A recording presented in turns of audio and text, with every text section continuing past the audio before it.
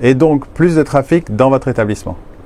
La stratégie numéro 1, ce sont les sites de référencement avec les commentaires, comme Google, TripAdvisor, Yelp, s'ils existent toujours chez vous. Car aujourd'hui, nous, consommateurs, nous regardons 3 sources pour décider où nous allons manger. Il y a le bouche à oreille, les réseaux sociaux, les sites de référencement et leurs commentaires. Selon une étude très sérieuse, 35% des gens vont aller sur les sites de référencement pour décider s'ils vont aller à ce restaurant ou bar, même si la source vient du bouche à oreille ou des réseaux sociaux. Cela signifie que si vous ne faites pas attention comment vous affichez votre contenu ou si vous ne vous intéressez pas à vos commentaires et ne répondez pas à vos commentaires, vous passez à côté de beaucoup de clients potentiels qui vont manquer l'opportunité de découvrir votre établissement. Dans le monde d'aujourd'hui, les sites de référencement et leurs commentaires jouent un rôle crucial dans le processus décisionnel des gens. Vous avez juste à regarder comment vous-même vous choisissez vos restaurants. Si vous avez un nom en tête, vous allez rechercher en ligne sur votre téléphone, voir sa note, qui n'est peut-être pas si bonne. Vous allez regarder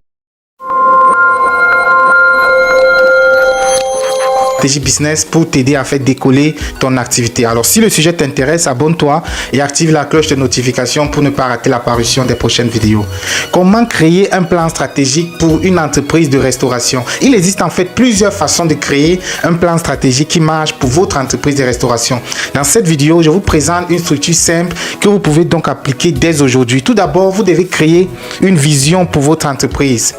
La création d'une vision stratégique pour votre entreprise de restauration est une étape importante pour justement assurer le succès à long terme. C'est un point que beaucoup de gens négligent. Ils pensent que se lancer suffit largement, mais pas du tout. Une vision bien conçue peut vous aider à concentrer justement vos efforts et à fixer des objectifs à la fois réalistes et réalisables. Cela peut également vous aider à déterminer même la direction que vous voulez donner à votre entreprise. Cela peut vous motiver lorsque justement les défis vont commencer à survenir. C'est quoi votre vision? Vous devez définir ça clairement. Où est-ce que vous voyez dans 10 ans? C'est un exercice que vous pouvez faire très simplement. Où est-ce que je me vois dans 10 ans? Aurais-je 5, 10 restaurants? Ou serais-je encore dans le même restaurant que je suis sur le point de créer? À cette question, vous devez trouver réponse avant de vous lancer. La deuxième étape, c'est analyser l'état des choses actuellement. De nombreux facteurs doivent être pris en compte lors de la conception d'une stratégie commerciale de restauration. Une considération importante est déjà une analyse actuelle de l'industrie de la restauration dans votre région en effectuant une analyse SWOT, S-W-O-T. Une analyse SWOT, en fait, c'est un outil, peut-être que vous n'en avez pas encore entendu parler, c'est un outil qui peut être utilisé pour aider à identifier les forces, les faiblesses aussi, les opportunités et les menaces. Donc, en fait, on fait une sorte de croix comme ça. Il y a les forces, les faiblesses, les opportunités et les menaces. Lors de la réalisation justement d'une analyse SWOT, que vous pouvez d'ailleurs trouver sur Internet, plein d'explications et tout, il est justement important d'identifier d'abord les points forts de l'entreprise. Ce sont des choses qui rendent justement l'entreprise forte par rapport à ses concurrents. Qu'est-ce que vous avez ou bien qu'est-ce que vous pouvez apporter que les concurrents dans votre secteur n'ont pas. Ensuite, vous devez identifier aussi les faiblesses de votre entreprise. Ce sont des domaines justement où votre entreprise pourrait utiliser l'amélioration par rapport à ses concurrents.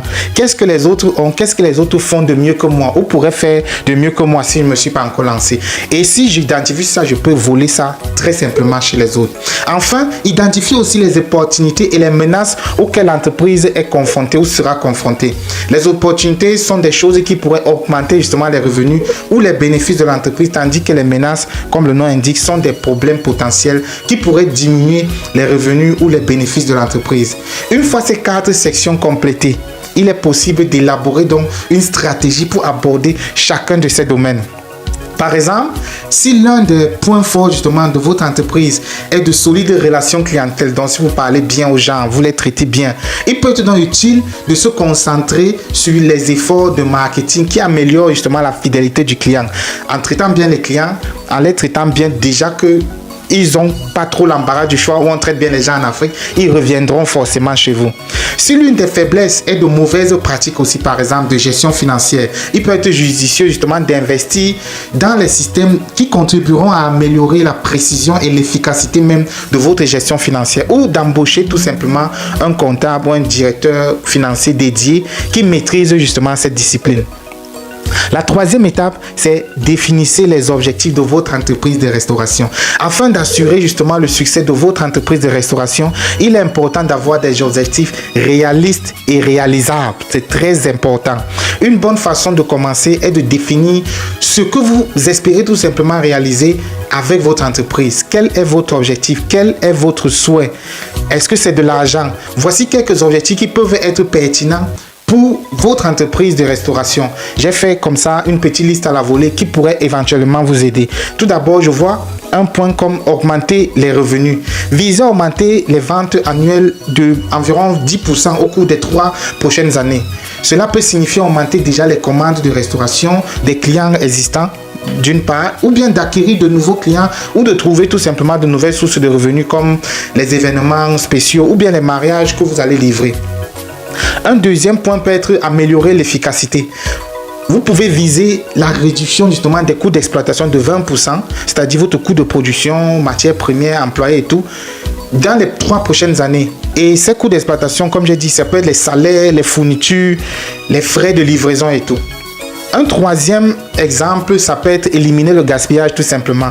Vous voulez que votre entreprise fonctionne aussi efficacement possible afin de pouvoir justement allouer plus de ressources à la croissance des ventes et à l'amélioration de vos faiblesses. Donc ça veut dire clairement, si vous constatez au courant des premiers mois de votre développement que vous avez des gaspillages, visez justement à les réduire le maximum possible. La quatrième étape, c'est de développer des stratégies pour atteindre justement ces objectifs que vous avez fixés. Maintenant que vous avez décrit les étapes à suivre pour atteindre vos objectifs, il est temps de sélectionner une stratégie qui vous convient le mieux pour exécuter justement cette stratégie en conséquence. Il existe de nombreuses stratégies comme ça, différentes, qui pourraient bien fonctionner pour une entreprise de restauration. Il est donc important que vous en choisissiez une qui corresponde donc proprement à votre situation et à vos objectifs uniques. Parce que clairement, ce n'est pas tout le monde qui a les mêmes objectifs, même comme on a cette impression. Cette impression vient juste du fait que personne n'a des objectifs autour de nous. On a l'impression qu'on vise les mêmes choses. Voici donc quelques conseils pour vous aider à trouver une meilleure stratégie pour votre entreprise. Ciblez déjà votre marché. Effectuez des recherches pour déterminer quels segments de la population sont les plus susceptibles justement de commander des services de restauration. Ensuite, développer des campagnes spécifiquement dédiées, destinées à ces groupes-là. Envisagez également la publicité en ligne. C'est l'un des moyens les plus rentables d'atteindre votre marché, et ce, sans dépenser beaucoup d'argent. Et elle peut également être ciblée très précisément. Créez donc une stratégie aussi de tarification. Décidez d'un prix qui, selon vous, sera abordable mais générera tout de même un bon retour sur investissement, return of investment. Cela vous aidera à réduire justement les coûts tout en réalisant des bénéfices. Quand on fixe les prix, il faut savoir qu'on vend un produit qui ne doit pas être forcément corrélé au prix de production. Donc clairement, en fonction de la niche à laquelle vous vous attachez, fixez des prix que vous savez qui seront à vos campagnes marketing. Vous pouvez donc recycler en permanence toutes ces photos. C'est un très bon investissement. Donc, passons à la troisième stratégie marketing. C'est créer une feuille de route. Créer une feuille de route est clairement une étape indispensable si on veut réussir dans le business de la restauration. Une fois que vous avez développé justement votre stratégie, vous avez déterminé les étapes nécessaires pour atteindre les objectifs que vous vous êtes fixés, il est clairement temps de créer une feuille de route pour réussir tout cela. Cette feuille de route devrait inclure des échéanciers et des jalons spécifiques qui doivent être respectés pour réussir absolument. Si vous vous fixez comme objectif de, je ne sais pas trop, de louer un local jusqu'au 31 décembre,